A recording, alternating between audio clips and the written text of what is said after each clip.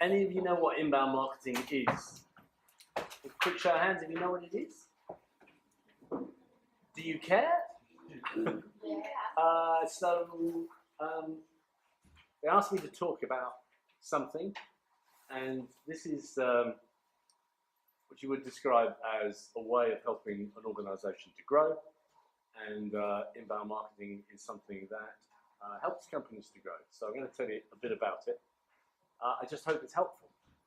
But I'll try and talk to you along the way if that's all right. So who are we? I've got two colleagues, Dave up in the back there, and Matt, who's taking the photographs, and that's me. Now, one of my clients, day before yesterday, said, "Are you in a witness protection program?" And there's a distinct dissimilarity between my hair started growing again, so I thought I'd give it a try. We're going to update these slides, Matt. I have a blog. It's a fairly direct, straightforward thing. The clue's in the title. So, No More PR and Marketing Bollocks is a website, blog site, intended to try and cut through some of the jargon and nonsense that is spoken about in marketing. I hope it does the thing. It's been running for 2.5 years. I wrote a book just on 2 years ago, and we turned it into 50 blogs to make it easier, bite-sized chunks, as it were, to make it easier to read as such. If you get a moment, a spare moment, it's perhaps worth a look, prmarketingbollocks.com. So we are 3 companies. The ITPR is a business which has been doing web games as PR for about a year. We had a little gap at the beginning of the year, and we are hoping to restart that program in the course of the next week or so. I work with B2B Marketing Lab, which is a HubSpot partner and the marketing automation business. And then we have a business based out of Chicago and Singapore, which does search engine optimization, pay-per-click marketing. So today, I'm going to talk to you about inbound. So inbound marketing is fundamentally what HubSpot is about. Anyone know HubSpot? Heard of HubSpot? Yeah, a few nods, good. We're the largest partner in the UK. We only do inbound and we only do HubSpot. We've got a bunch of very motivated, very certified, they love taking exams. Young people seem to love taking exams. Well, in our world, anyway. And we've built up the largest HubSpot consulting team in London to help businesses grow. And we have a pretty close relationship with HubSpot. That's the guy that runs HubSpot. So that's an end of our commercial break, as it were. And what I wanted to do is to talk about what difference does inbound marketing make to just marketing, regular marketing. And in principle, it's about attracting, pulling people in to you and your website, rather than trying to hammer them to death with cold calls and what you might describe as outbound, and I would suggest old-fashioned marketing. And why? Why do you need a new badge to put on the front of marketing? It's because essentially people's behavior has changed. The traditional marketing tactics, and I think particularly email marketing, is just almost running out of steam. If someone rings into our office to try to speak to myself or Dave or Matt, there's 2 or 3 people between them and that caller coming in, and the possibility of them actually getting a productive call just to sell something on spec is these days progressively more difficult, and I would say these days almost impossible. But in that same process, people now are more empowered to do their own research. And what the majority of people do these days when they're looking to buy, certainly if you're buying shoes and handbags online, if you're buying commodity retail items, you'll go on the web. Yeah, as a standard thing, you're all e-commerce shoppers day to day. And I do, if I'm buying a product for our business, I'm much more likely to go and do my basic research on who I should be talking to out of hours. Probably, I've got a day job, a 9 to 5 job that keeps me from doing that stuff during the day. So I don't want interruptions in my day. I've got to get my work out of the way. But when I'm looking for things that will help to move the business forward, maybe I'm looking for a new financial system or a new project management system to improve our productivity, it's odds on that I'll do that research outside of the normal working day. For me, that's probably early evening, 6 till 7, when there are less people asking me questions and asking me to do things. And I get my research, my basic research done at that level. And then I would probably send somebody off. I would commission somebody in the team to go out and review a short list of different products to consider and compare those. And that essentially, that process, the people are looking to understand more and more about what the problems are facing companies like me in a B2B space and the issues that I am engaging with. And it's putting more of the power in the buying process into the hands of the buyer, just because there's so much information out there on the web. And that whole process of picking up the phone and cold calling into an organization, or TV ads, same thing. They're interruptions in what we're doing. And most people, I don't know about you, but I like to sit down and watch TV on catch up. And I can fast forward through the ads, so I don't have to watch the ads.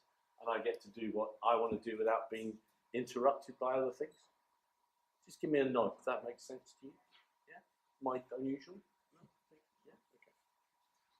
So in principle, it's about creating content, really good quality content that can get found by people online. And it needs to be created in context. It needs to be personalized to the person that I'm trying to sell to, the individuals that I'm trying to sell to. So it has to be not just useful, but useful to the right type of person. And in general, we talk about being less annoying, being less interruptive, and being less impersonal, and being more informative, more educational, more helpful.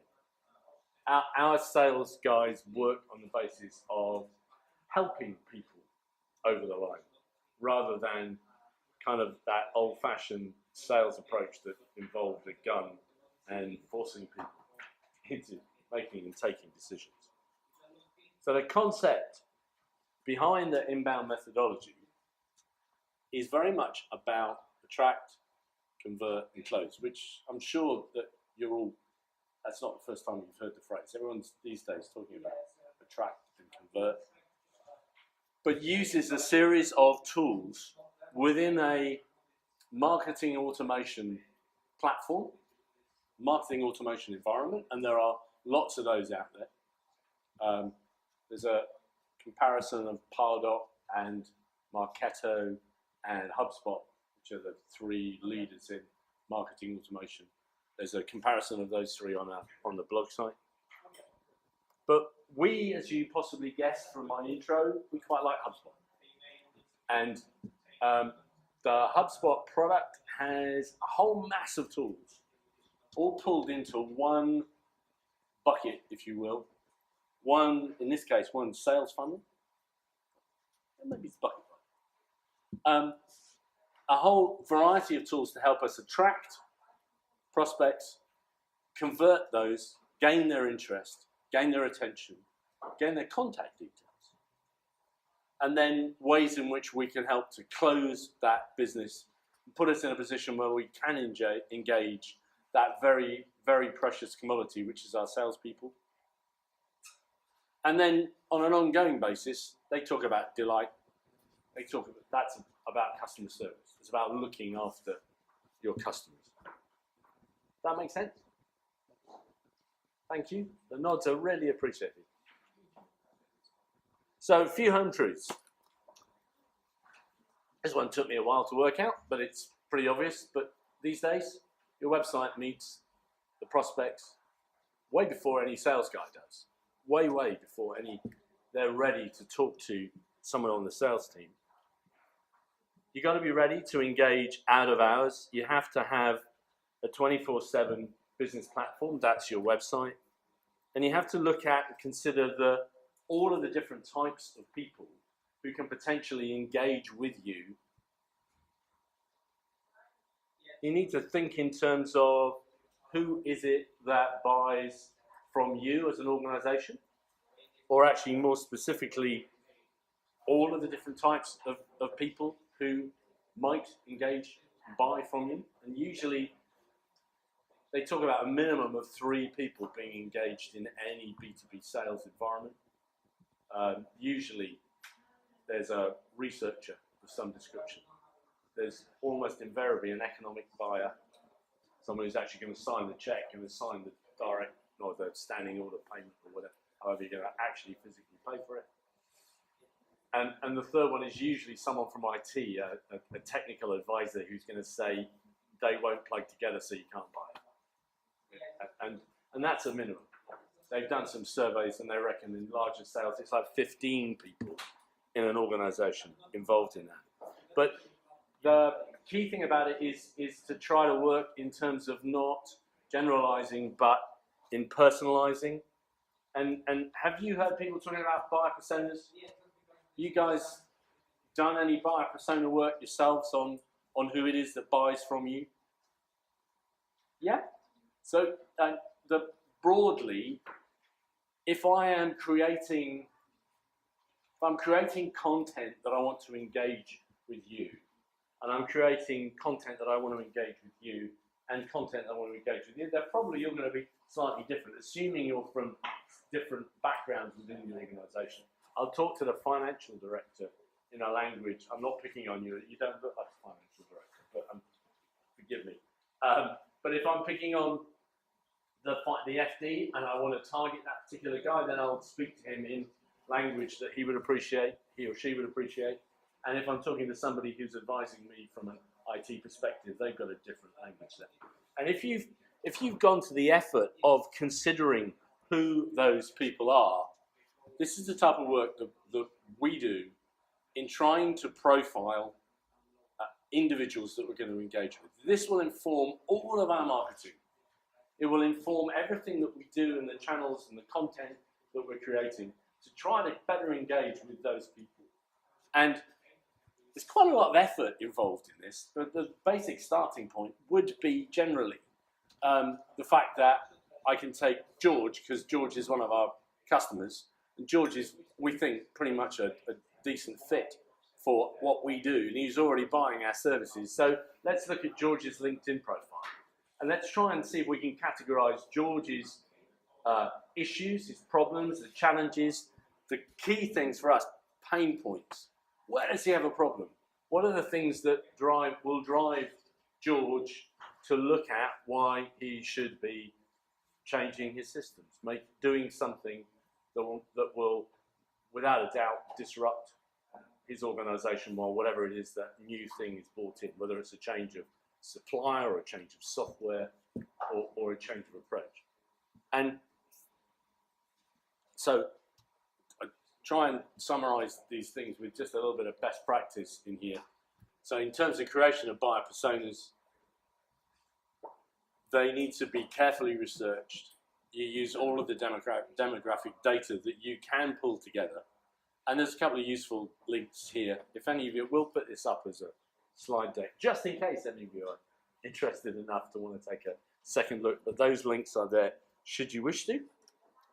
And then the buyer journey is inherently around the fact that I've got to get from a start point and Typically these days, a start point in this journey is the first time I hit the website of the eventual company that I'm going to purchase whatever that product or service is, and then to my end point when actually somebody signs an order. And what do you reckon it is in your business? How long does it take that sales cycle to happen from first point of contact to sale? Do you measure it in days or weeks? You've got to help me out here, guys. Come on, give me a bit back. Days from the very first point of contact. First time they ever hear about web games.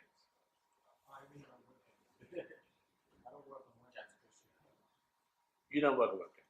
I work on my clients. Oh, okay. So,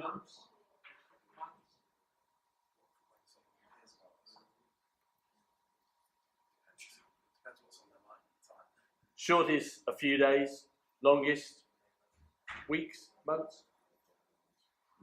Yeah, and that's not at all untypical. And if you go back to the point I was making earlier about the research that someone will do when they are trying to establish a long list that they'll turn into a short list, and then they'll get into some engagements and conversations and discussions that can easily span weeks in order to be able to get from this point of awareness. So I'm just starting to be aware of, in this analogy, I've got a sore throat and what's wrong with me? That's an awareness stage. The consideration, I've actually got strep throat. And what do I need? Looking at the symptoms, what do I need to do about it? And my decision making then becomes, well, I can see a doctor, I can go to ER, I can check out my local nurse or clinic. So I'm just trying to give you an example of that decision making process, that engagement process, which could last some time. And what we need to be able to do is to stay in contact with these people. And typically through the website, you're putting relevant content out on a website to engage people. At the early stages in this awareness piece, could easily be a white paper, could be the original blog. Maybe I found a blog and I was searching on a particular topic area, and that blog drew me into the site. The engagement then comes where at the end of reading that blog, I think this is of interest, and there's a call to action that tells me, hey, I've got a webinar that I could attend, or a case study about what the problems these guys have solved for somebody else. And then at the third stage, as I'm getting much closer to my actual decision point, perhaps it's priceless, maybe it's a free trial, a product demo, things of that sort. And all of these different offers at different levels show me that I'm trying to draw that person through the sales funnel, along the sales journey, closer to the point at which they'll say, hey, yeah, I'll buy one of those. Yeah.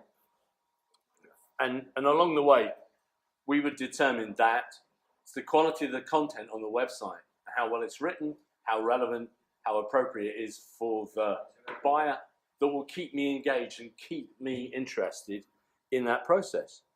We typically, if you were looking to deploy an inbound program, one of the early things you do is to look at what content you've got, do an audit of the different pieces of material that you have, and then try to fit that into a grid of activity that says, this piece is relevant for somebody who's just shopping around, initial interest. Someone who's looking at that is then in this awareness phase, middle of the funnel as they start to consider, and bottom of the funnel offers. All of this, in terms of setting up a campaign program, I need content that fills this grid. And what you tend to find when you do this initial piece of analysis in an organization is that they've got a lot of stuff here.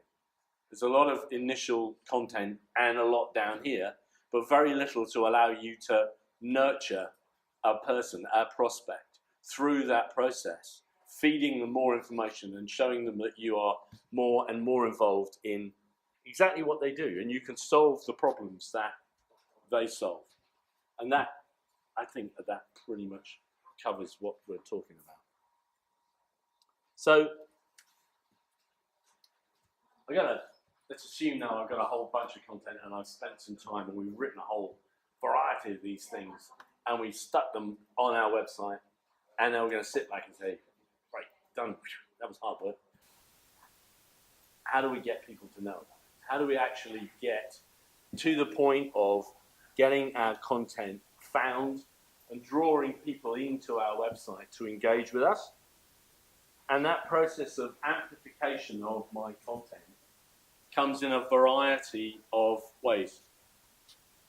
From a PR perspective, if your fantastic PR company has written a really great article and it went into the Evening Standard or in the Daily Telegraph or one of the tech publications that are appropriate for you, somebody read that, thought, hey, that's really, I like what these guys do, I'm interested in what they're about.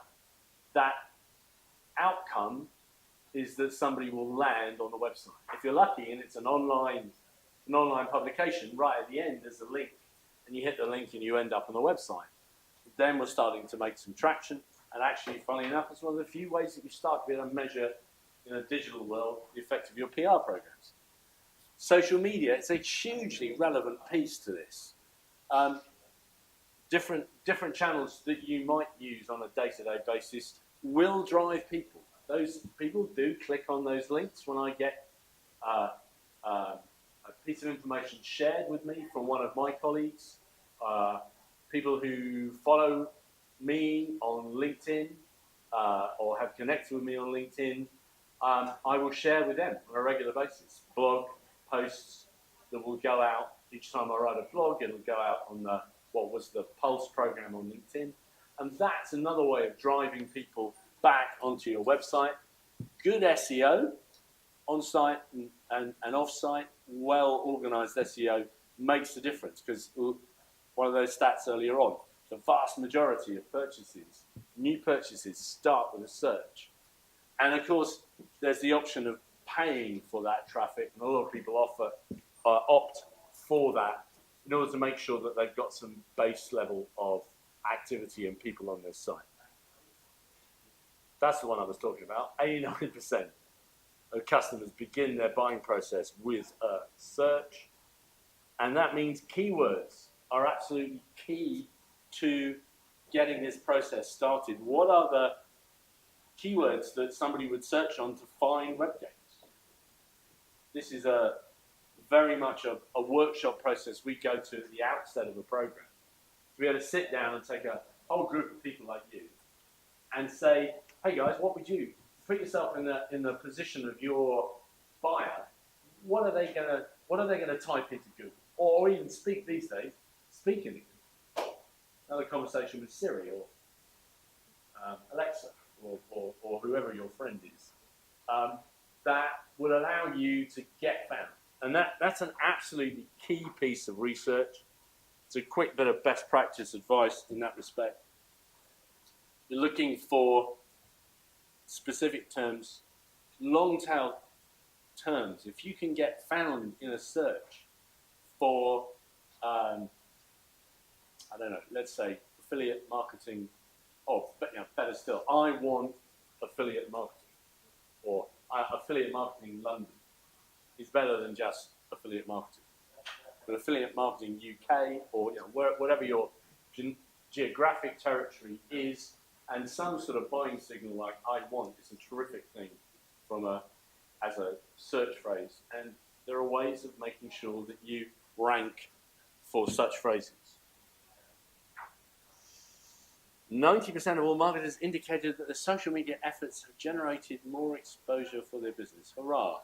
How many people said they'd actually bought? Smaller numbers, but it's very, very viable. These days, we've always spoken in business terms about Facebook not being that great at driving and pulling in people in a business environment. That's changed hugely over the last few years.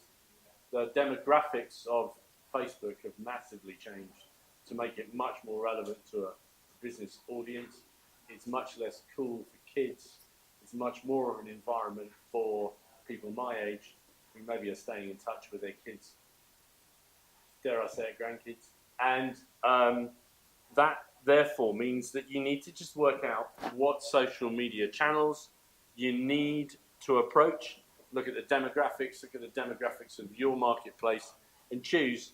They vary significantly whether you're in the Grammars world or whether you are in the Twitter world. And of course, LinkedIn is very much a fundamental in the business world. And even these guys seem to be having an impact. Anyone use Snapchat? Anyone ever heard of it? Use it? Anyone? No. Anyway, the stats and the demographics say worldwide it's coming. Not sure I'm 100% behind that. Few suggestions on social media best practice. If you are actively trying to engage an audience, don't talk about you. Don't talk about me. Talk about you. Talk about, like if you were going to a cocktail party, you don't spend the whole evening saying, I'm great. No one wants to talk to you. But you go to a cocktail party and you ask people about what they're doing, what you're interested in. You've been on holiday. And kind of conversation starters that get people, the same rules apply in social media terms.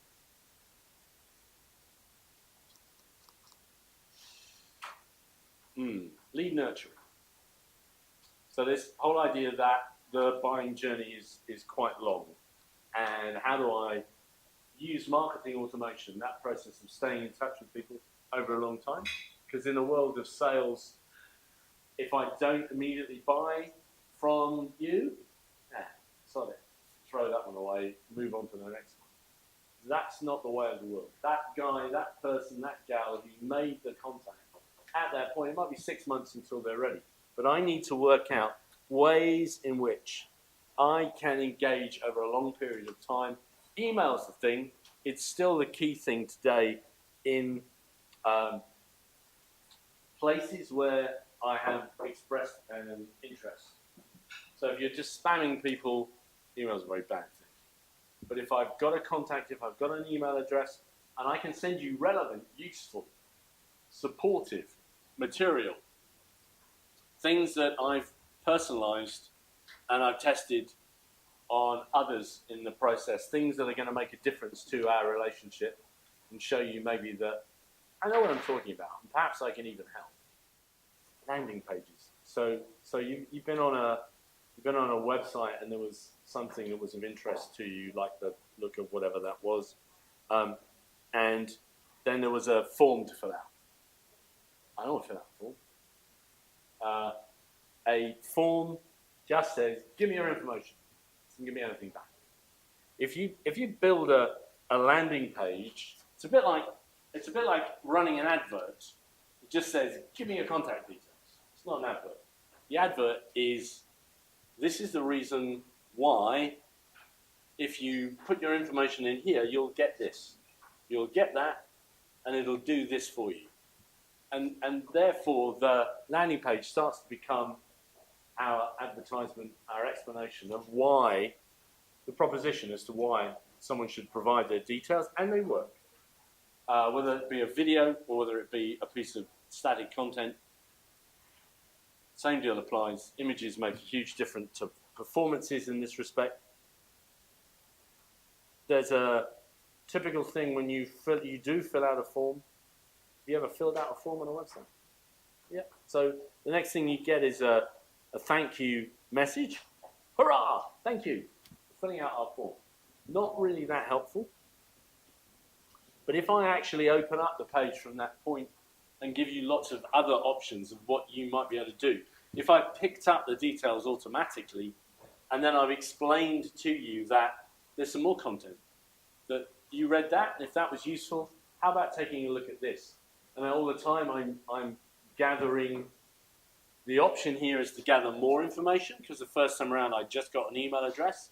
This time around I'm asking for a bit more detail on perhaps what the company type is, perhaps even the problem that person's encountering. And I'm gathering more information with this is what they call a smart form. But I'm also making further offers along the way. So best practice in that respect, making sure that I've got full navigation back at that point, and providing more useful information at that level. So, only a little bit left. Am I doing all right? Yeah. You haven't fallen asleep yet. Well, there's a couple you're on the edge. But, so, on a website, most people say, "Oh yeah, we have a call to action. We have a really important call to action." That red button that says "Contact Us." Do you know what it means on a website?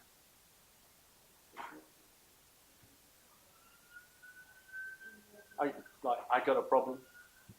Maybe, but more specifically, it means I want one of those.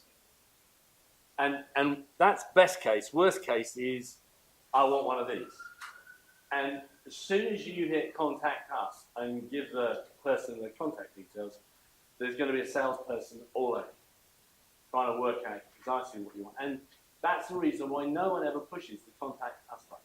The only reason, in general terms, that people push a contact us button is that they have got a problem. And actually, it's a customer service thing that they want to get into. It's not a I want to buy thing. So the idea here is that you have a range of different calls to action, which just give you softer options. You know, you take care of the fact that it might be a support request. But look, can I arrange a demo? Not so sure about that one. But you know, download more details, give me some more information, give me a chance to understand a bit more about you and your organization. I think I said all of that. So, we get to summary time. 2 bits of summary.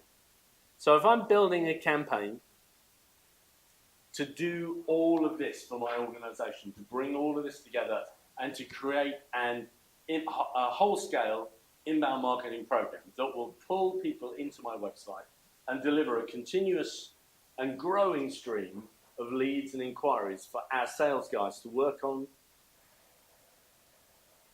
there's a shitload of stuff you've got to do. And the key thing in doing and thinking about all of this, step 1 is usually panic.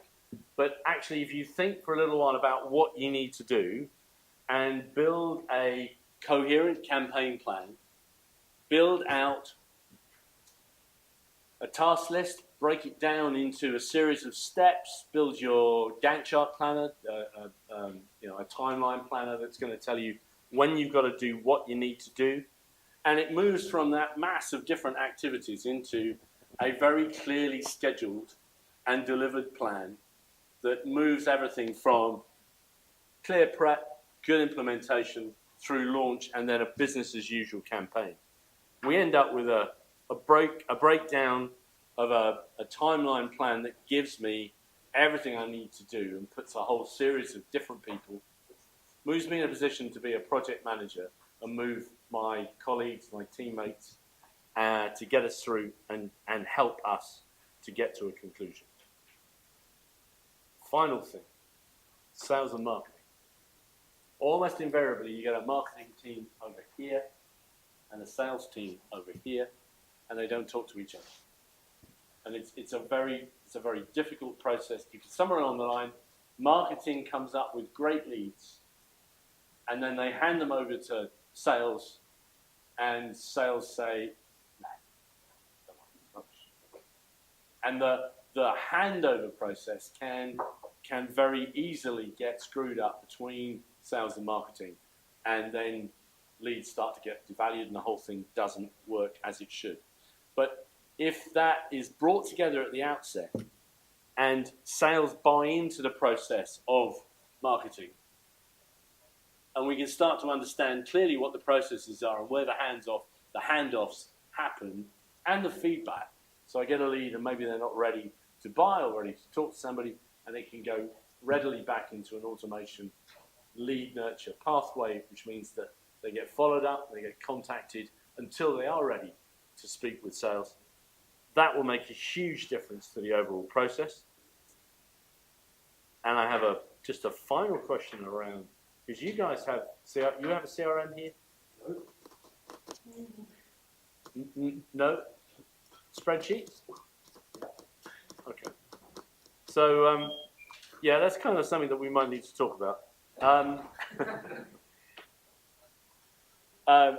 Again, the lead management process defines how your CRM is going to get put together. But if that's pulled together and your reporting is pulled together and you're putting you've got clear data from the website in terms of who's visiting the website, what they're doing on the site, you get to kind of the output reporting that this was the thing that got me excited about HubSpot in the first place, because it was the first time we'd ever found a clear tool that will allow us to get from one closed one at the bottom here, one piece of new business here, to a process that said, well, that relates directly to a number of sessions on our website.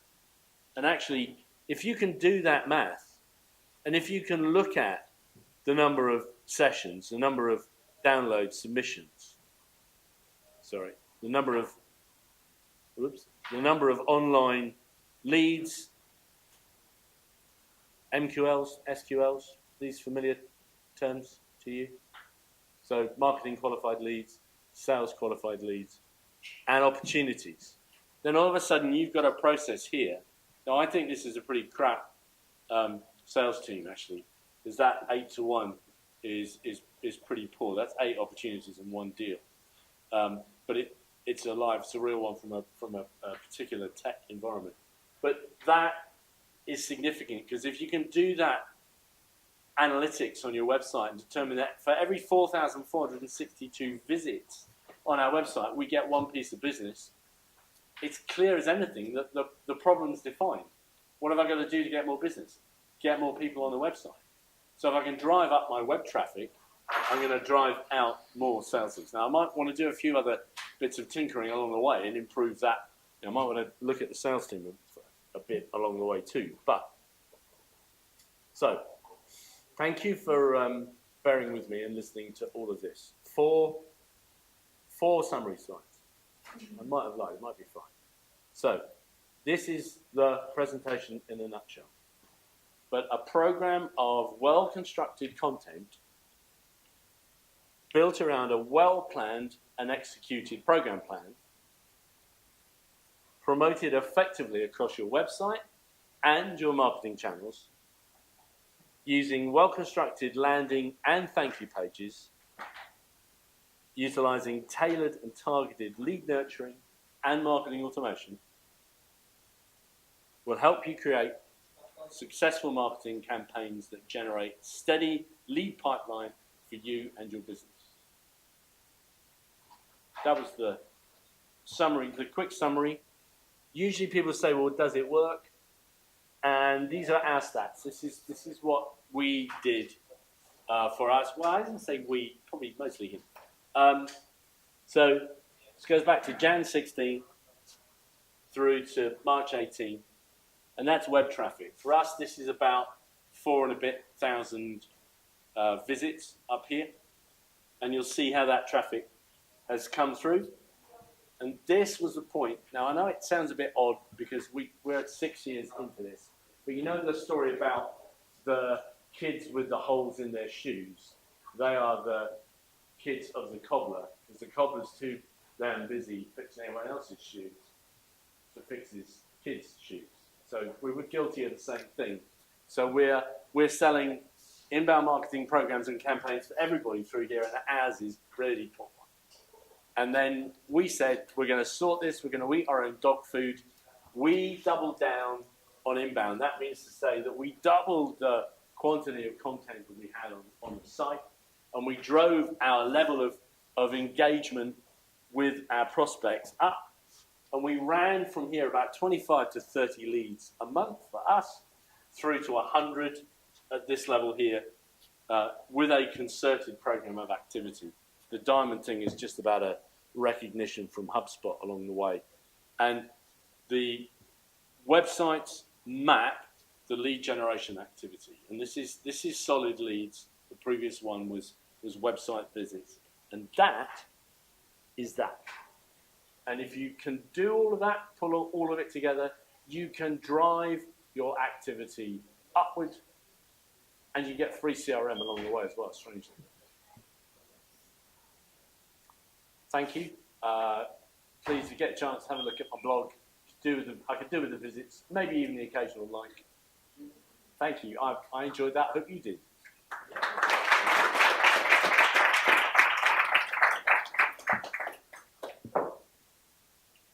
If you've got any questions, and usually people just stare at the floor at this stage, but if you do have any questions, I'd love to answer one or two.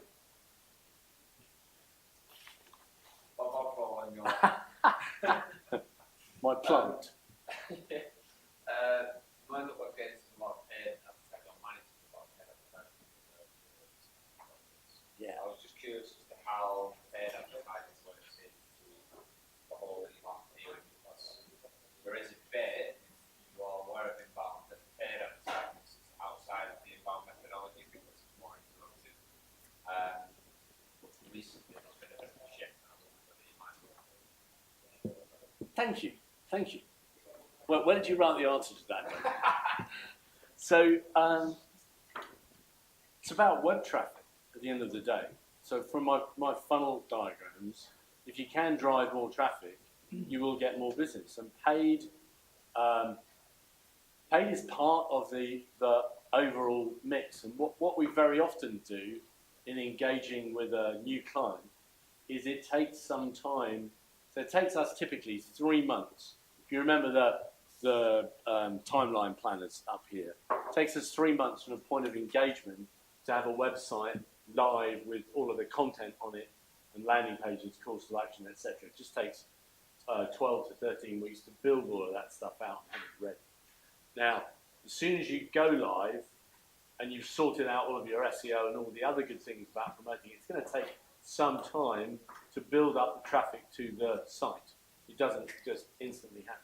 So a paid program on top of that to help to add to those numbers and give a boost to sales at the outset. But what you'd like to see is a paid profile which starts up here, and then gradually over time you spend less and less, because the performance of your website gets better and better.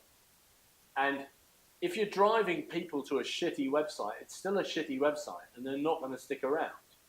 But if you drive people to a website that's been search engine optimized, and you're driving them to relevant content with good-looking pages and good-looking calls to action, yeah, it'll work. So paid just becomes another vehicle along the way to get people into that place. Yes, thank you. If you offer a free subscription or like a 30-day free trial, does that still fall in the realm of inbound marketing? When someone gets to the website and they say, "I'm free and I'll sign up for 30 days," Yeah. do you still follow the same process afterwards, or would you assume that they're a hotter lead? I'm just interested to see what you think about trials like that. So conceptually, I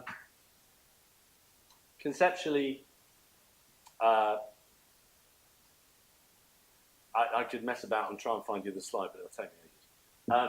So if you imagine my funnel, my sales funnel, and at the top of the sales funnel, I've got awareness, content, and material. So I've got things that are videos that explain the proposition, that should short 2-minute things that are really easy for people to engage with.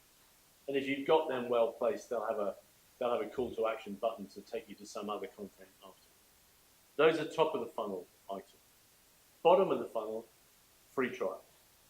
So the things at the bottom of the funnel that have the greatest impact and show me that people are really engaging are click, I'd like to sign up for a free trial. Click, I'd like to look at a price list. And those are the things that should immediately trigger emails to your sales team.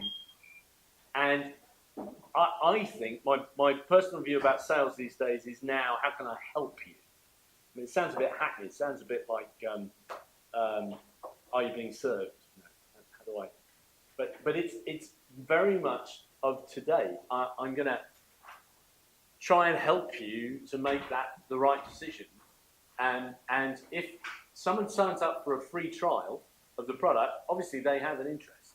But most free trials don't go anywhere. People sign up for the free trial, they get into it, they think, oh, it's a bit more bloody complicated than I thought. But if they get a call from, quote, customer service, not necessarily sales, but it might be a helpful salesperson wearing a customer service label, the following day, a couple of hours afterwards, even a week later, to say, hey, how's it going? I know you signed up for the trial. We haven't seen that much activity. Did you? Was there? If I send you this video about how to use the free trial, oh, I didn't see that. Now, all of a sudden, I'm into a dialogue which is helping me along the way.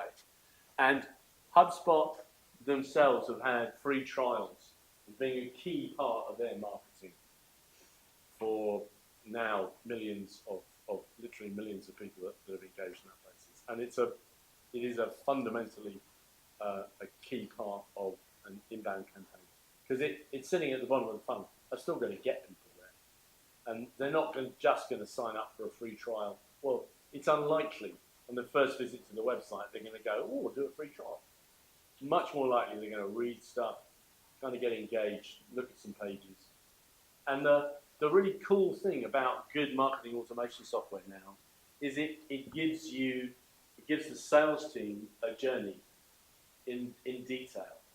So I can actually see, well, this person landed on a page, looked at a couple of different pages, we didn't know who they were, but we put a tracking cookie on them. We've all got over that hysteria about, oh my God, it's a tracking cookie. It's going to know what I'm doing and everything. And you know, everyone has to have the tracking cookie policy pop up. People just go, yeah, okay, get out of the way. I want to look at the site. And so that tracking cookie sits there. And then the second time I arrive back, the system knows, this is live again. That's a revisit from that tracking cookie. And they have technology that does cookie snapping at the point at which somebody identifies themselves and they say they watch a video and they want to get some more information, or they want to read an article and it's got a gate on it, landing page, they fill out the details.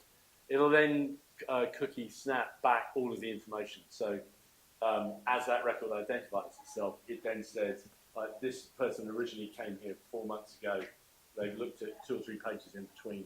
Today, they looked at 15 pages, read that particular article, they've been on the blog site. And all of that information can be mailed as a link to a sales guy at that stage. And that helps a huge amount if you know a little bit of the background to it. The one thing you don't ever do as a salesperson is to ring that person up and say, hey, I saw you were on the website.